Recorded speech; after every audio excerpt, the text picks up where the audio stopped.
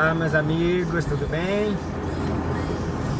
Tô indo trabalhar agora meio-dia, porque eu fui levar a minha esposa no médico para uma consulta. Aí eu perdi a manhã toda de trabalho, aí agora eu tô indo trabalhar depois do almoço. Trabalhar meio período hoje, segunda-feira, 12h17 agora. Vou abastecer o carro ali agora. O litro da gasolina, petróleo, quase R$5, R$5 e pouco. Na verdade é 5 mesmo, 5,10, 5,20. Vou abastecer ali agora para ir trabalhar.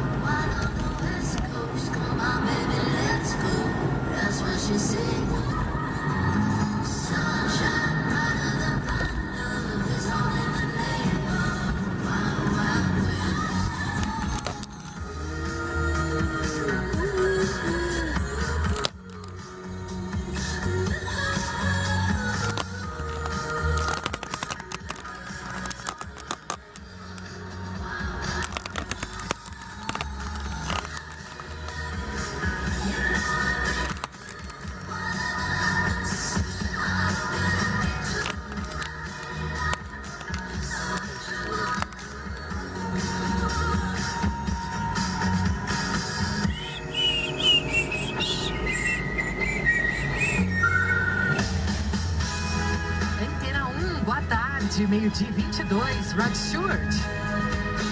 Muito sol, muito calor.